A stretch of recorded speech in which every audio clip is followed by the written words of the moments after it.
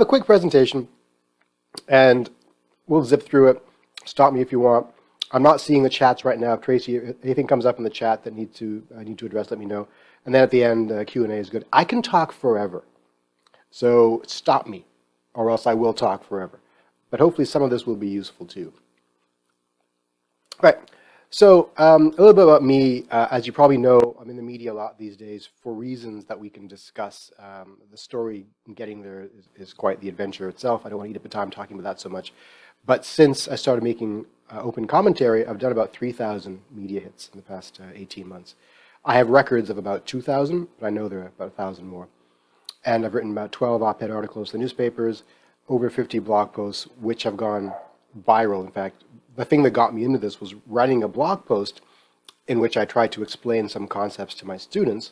Usually my blog got like 200 readers per week. This one got 500,000.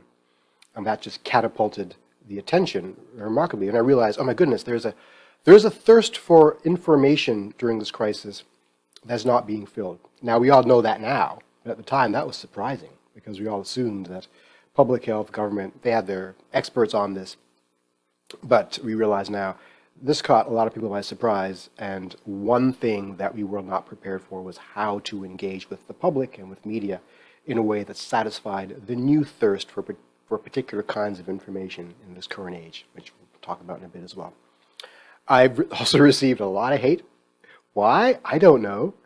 I'm a friendly guy, but if you are the face of public health restrictions sometimes, or the face of vaccine efficacy sometimes, then those people who want to argue that the pandemic does not exist, or that we do not need these reactions, or they're anti-vax, or for whatever reason, look for someone to focus their rage, and the talking head on the TV is convenient. So it gets scary sometimes, a lot of threats. I stopped doing interviews near my house, just in case people can identify where I live. I had to make my Twitter account private because the spamming was far too intense.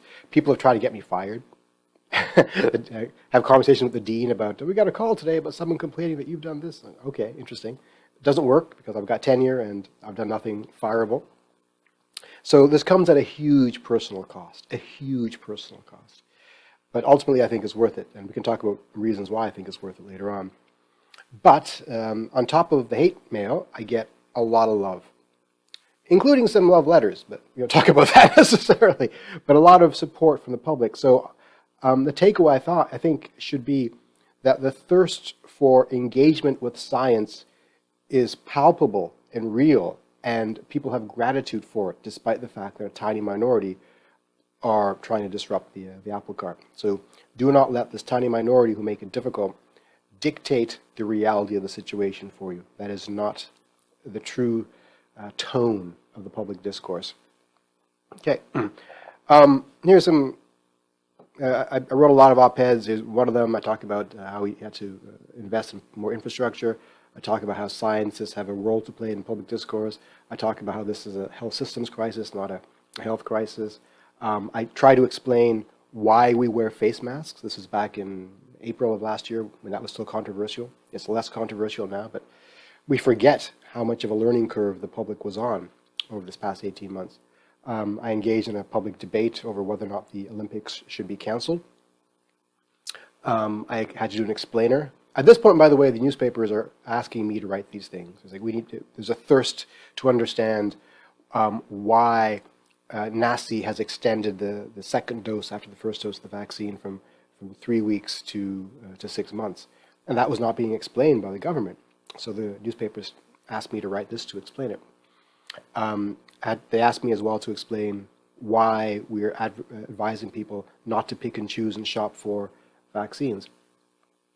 And this one I think is pretty important, and I'll talk more about it later on. I tried to explain why exponential growth is difficult for us to understand, why our politicians continue to underestimate the power of exponential growth. And back on vaccine selection, they asked me to write as well about whether or not vaccines should be mandatory for children. I had to weigh in there. And most recently, they asked me to talk about aerosol transmission, because that's the hot topic of the day. The recurring theme here is that the official sources are a bit constrained in what they're able to talk about. for a variety of reasons. So the independent scientists have to pick up the slack and be the public communicators on this level. So when I talk about this pandemic, I always begin with this paper from 2007. 2007, after the end of the SARS epidemic. And this paper talked about the 3 main lessons from the SARS epidemic that we should apply to future pandemics. And guess what? We've applied none of these to the COVID pandemic. And in reverse order, the third recommendation this paper made was that we need to understand that animal husbandry is bad for human health. So that's my vegan propaganda coming out, but in general, we live in close approximation with farm animals like pigs and birds in particular, and that is where we get zoonotic diseases manifesting and becoming pandemics. So that's not really relevant to our conversation today, but it will be a talking point in the future. The second thing is that 21st century science is not the thing we depend on. We depend on like 19th century science, mask wearing, keeping your distance. These things are proven to work. And the most important recommendation is transparency is the best policy. And if you drill down in this paper, they're talking here about communication.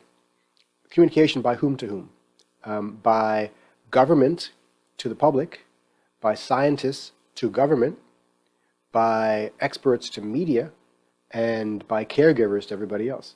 And depending on who you're talking to, you need to use different phraseology, different words, different concepts. But one thing you cannot do is gloss over the truth. And this is a difficult thing, because to simplify a message, you need to take shortcuts in explaining. And very often those shortcuts can be perceived as being, what's the word I'm looking for? As being obfuscating of the truth. So you got to be transparent, as well as being transparent with what you don't know. And this is a difficult thing with supposed experts commenting in public media, is they ask us questions beyond our expertise all the time. All the time. And it's tempting to offer an opinion on something you have no expertise in, especially since professors, that's what we do all the time. We have opinions on everything. And we are loath to admit we don't know something. But it's important that we admit, I don't have a lot of knowledge in this. I have some undergrad level expertise, but what you're asking for is postdoctoral level analysis of something. So be transparent with your limitations in knowledge and transparent with the limitations of science. This has been a hard learning thing for the general public over the past 2 years, understanding what science is. Science is not knowledge of facts. Science is a process for uncovering useful truth. And I phrase it that way very specifically. A useful truth is the truth of the moment that allows us to enact policy and change and so forth. There are unuseful truths that we discuss, in conferences and classrooms that have no bearing on real life at this very moment, but maybe down the line. But science in a public health emergency context is about approximating wisdom based upon limited data for now. That means evidence-based medicine or evidence-based science sometimes has to take a back seat. Again, I'm getting ahead of myself there.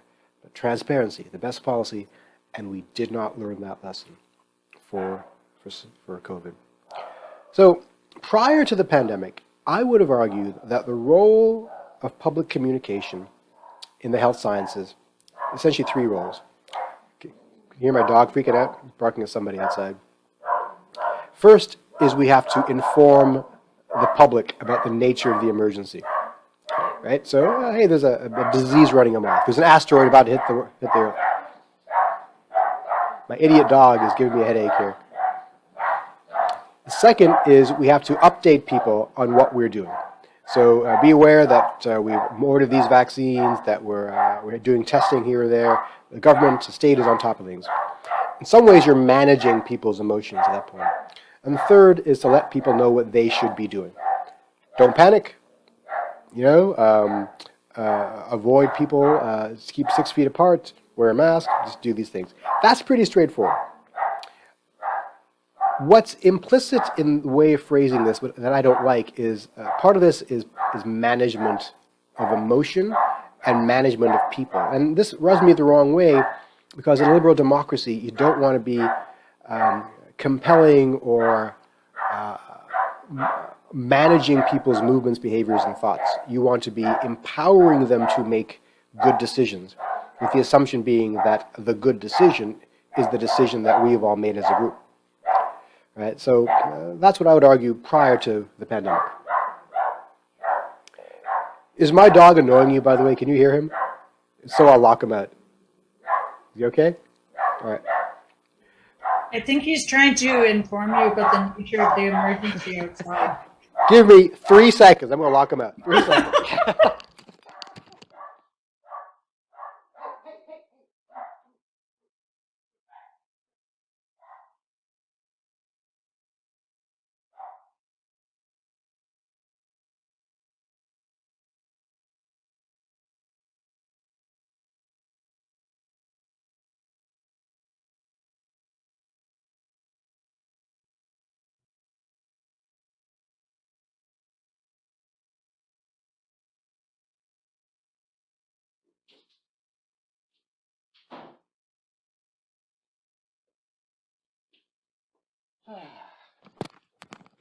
Oh, real life.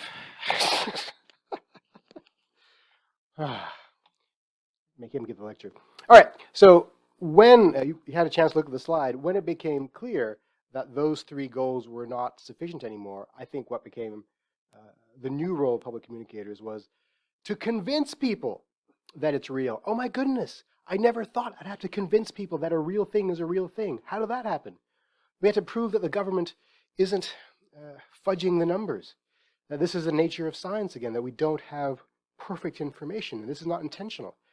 Then we had to correct the really incorrect scientific claims, whether it be things around, the vaccine can make you shed virus or cause women standing next to you to have heavy period, whatever it might be. You have to constantly correct these things. You have to be public educators at a very basic level. This was shocking to me. And maybe it shouldn't have been in retrospect. But when I remember the first time I did live evening TV, I was on with Isaac Bogach, and we were supposed to be dissecting the model that was released that day. And I did so much research for this. I was like, all right, the model is based on SEIR approach, and the exponential growth is here, and the assumptions went in here. And I was ready to have a detailed academic conversation about COVID modeling. But really, the questions were like, what does this curve show? What are the it was really, really basic. And explaining things like, what is a virus? What does a vaccine do? I mean, it hasn't got more complex than that, frankly. So I don't want to say dumbing it down, but retreating your message to a very fundamental starting point was an important thing to do. These last 2 points are interesting.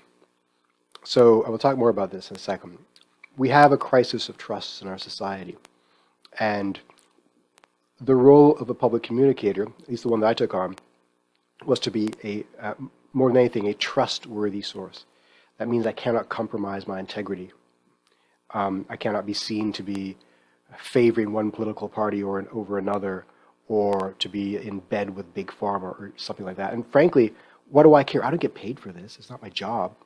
But if I want to be effective in this role that suddenly I've been thrust in, suddenly I'm the go-to person in many people's estimation, more so than representatives of the government or public health. And then the disinformation agents. In any of the training that I've done, the informal training in how to be a public health communicator, nobody ever mentioned you're going to have to fight foreign espionage agents who are well-funded and are developing narratives specifically to derail your public health response. I don't know if you're aware of that, but that's what's happening. There are well-funded institutions around the world deliberately producing anti-vax, anti-COVID messaging to derail our response. And we do not have a response for that, except for the occasional talking head arguing against it. Who knew that that would be our job? So the issues that keep coming up when engaging in the public discourse in health communication. First one is a profound misunderstanding of exponential growth, or underestimation of exponential growth.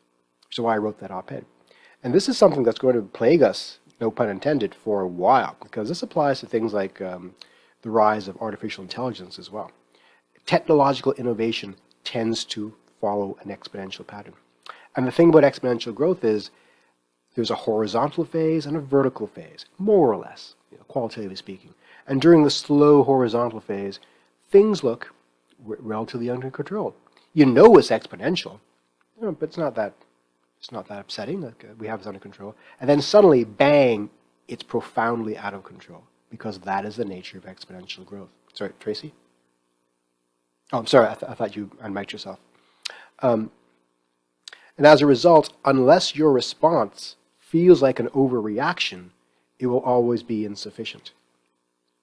Like the doubling, I forgot the example I made in the article, but you can invest a handful of dollars and be a millionaire in a couple of months with exponential growth. That's staggering to people. And we don't think in those terms because the human animal evolved to think in linear terms.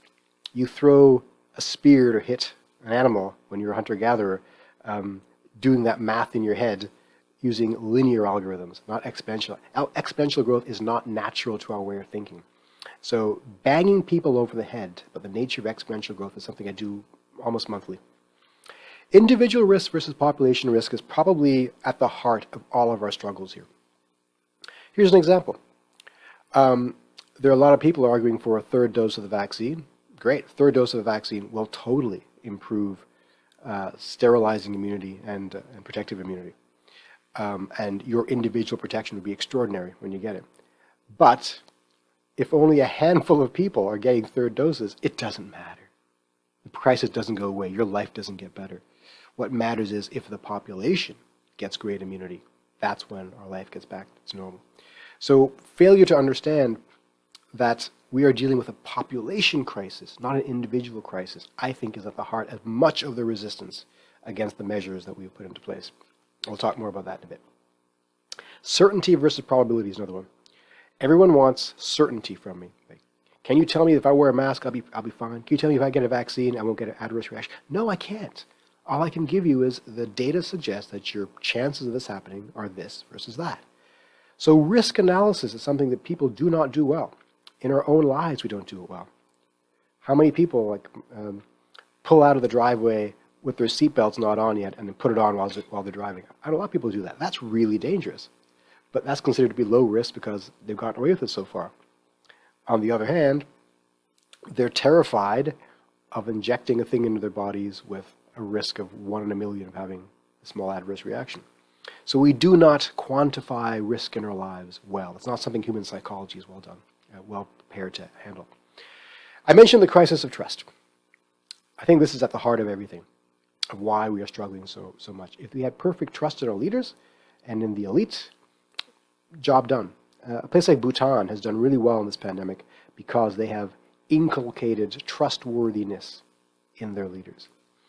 And lastly, misinformation versus disinformation. Misinformation is one thing. People are just ill-educated, read the wrong source, understood something poorly. Okay, fine. But then you correct them and you realize that you are up against a wall of active resistance. Because your correction means nothing in the face of an army of disinformation agents who will say, oh, but don't trust Deonandan. He's in the pocket of big pharma. You should trust this TikTok video that I spent several $1,000s producing. Well, I guess TikTok doesn't do several $1,000s. It's a YouTube video, several $1,000s producing, that shows that the vaccine will have you grow horns out of your ass. I don't know. It's a challenge. All right, I mentioned exponential growth. I wrote the article about exponential growth. And I think this is going to be something that we will have to deal with for a while because, as I mentioned, it's at the heart of many technological adventures we're having right now. And until we as an educated cadre of individuals get a grasp of how to think and feel about exponential growth, we will always be playing catch-up. I mentioned individual versus population risk. This comes into play with the base rate fallacy, if you don't know what that is. Right now in Ontario, the number of COVID infections, it's several, we have like 500 COVID infections today. About 200 were among the vaccinated and 300 were among the unvaccinated. Let's say they're equivalent. Let's say half were vaccinated, half were unvaccinated. Every day I get someone shouting at me saying, what's the point of getting vaccinated when there's a 50% chance of getting sick? No, that's not how it works. The base rate fallacy tells us that the denominator matters, of course, because 200 cases out of 13 million is a much smaller risk than 200 cases out of the 3 million unvaccinated. So we fail to express to people that the denominator matters.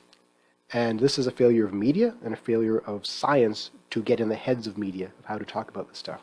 I talked about the third dose versus 2 doses.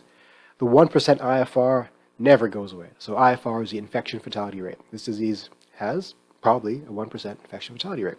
That means if you get the disease, you have a 1% chance of dying. And there's an ongoing meme amongst the deniers that says, why should I be afraid of a disease that's 99% survivable? You shouldn't be afraid of a disease for which you have a 99% chance of surviving. However, as a member of a society, you should be deathly terrified of a disease that has a 99% chance of survival. Think about it. On your commute to work today, if you live in Ottawa or Toronto, you probably saw 1 million cars on the road. If driving to work had a 99% survival rate, what's that? 10,000 deaths every day on the road? That's staggering. That would shut down society. A 1% death rate applied to a large enough population is apocalyptic. And this is the inability for people to understand large numbers. This is a population problem. This is why population students like yourselves are well equipped to lead in this discussion. So I found that this works best. Use a lot of analogies, like the driving one and so forth. That's how you get in people's heads. I mentioned certainty versus probability.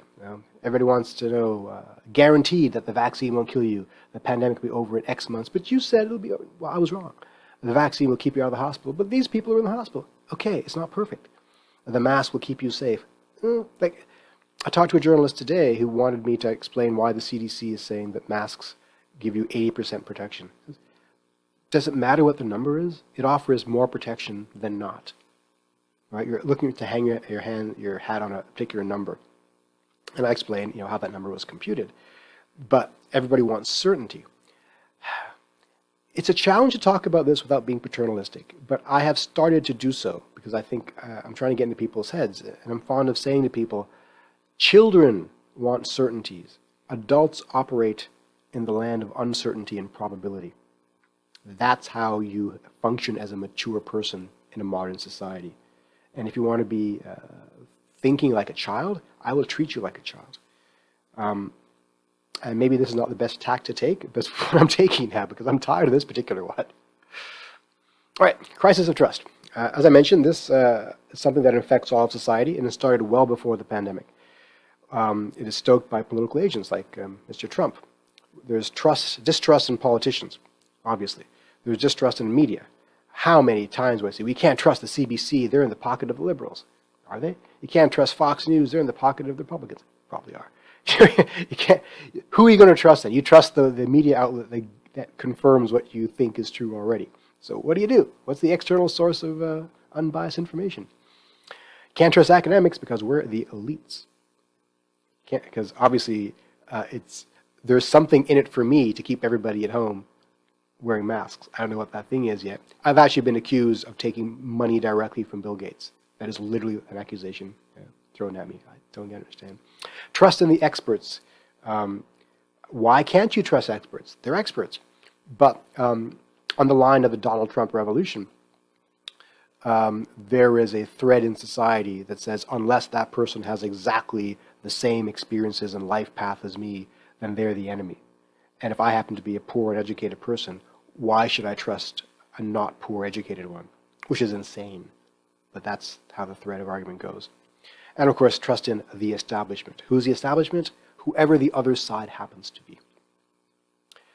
The misinformation versus disinformation issue is troubling. And this is where I think the government can do a lot more work. Definitely the Americans are working heavily on this. Educators are trained a little bit to counter misconceptions. If you come to your professor with an assumption about something like, oh, that's not true, this is the actual truth, fine. But none of us is trained for an information war, which is what we're in.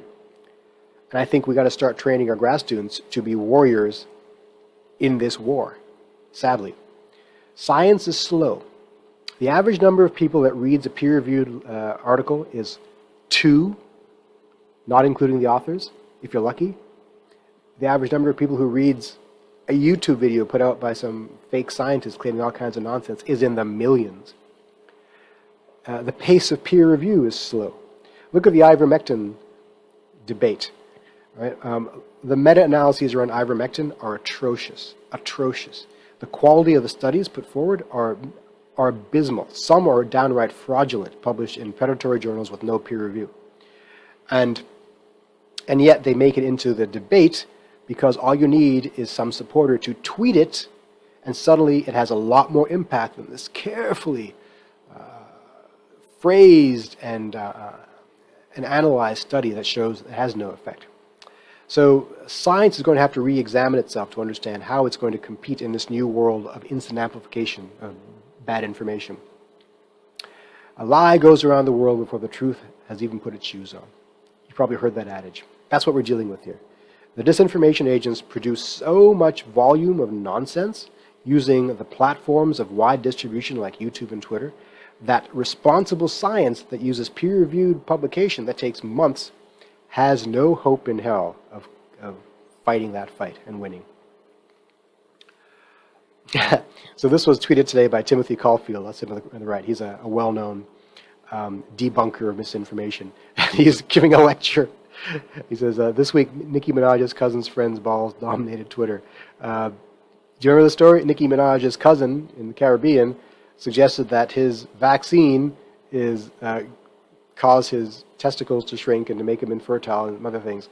And that caused a hell of a lot of vaccine hesitancy because Nicki Minaj has a lot of impact. So it's amazing that now we must now, as science communicators, combat the statements of celebrities. How do you do that? I don't know. Ideally, I guess you bring in other celebrities. They bring out a gun, you bring out a gun. They bring out a knife, you bring out I don't know. We're in a whole different territory here. What are the solutions? I got some ideas. Maybe I got to write a book about this, probably. I think we got to start building now for the next public health crisis. It's coming around the corner. It may not be another pandemic. It might be antimicrobial resistance. It might be something climate change related. But we have to do so by inoculating, pun intended, the public against bad ideas. How do you inoculate the public against bad ideas? Without being propagandistic, without being dogmatic, and being sure of your own rightness, which is a sure path to failure. You do it, I think, by investing in science literacy at a curricular level. Not just for kids, but for adults. I think we need media to get on board with programming content that is around science literacy. I think there should be a segment in every news broadcast around science literacy. I think Netflix and Amazon Prime should be required to have science literacy as their content. And we got to use it, especially with journalists and politicians who, the politicians are the worst. They run with nonsense quite regularly on all sides. The journalists try their best. I've met some astoundingly good journalists this past 2 years, some of whom could teach my epidemiology classes. They're that smart. But we have to train them all on how to report these numbers correctly, on whether or not something is worth having attention put on it, and the fact that two viewpoints do not deserve the same amount of attention just because they're opposing viewpoints. And last, I think we got to push guidelines for science reporting, kind of like what I just said. The example I give is the base rate fallacy. How often does the media report, well, there are 500 new cases today and half were vaccinated, and follow up and point out that the risk amongst the vaccinated are vanishingly small compared to the unvaccinated. That is your job. So that's where we are. I gave you a lot of stuff there.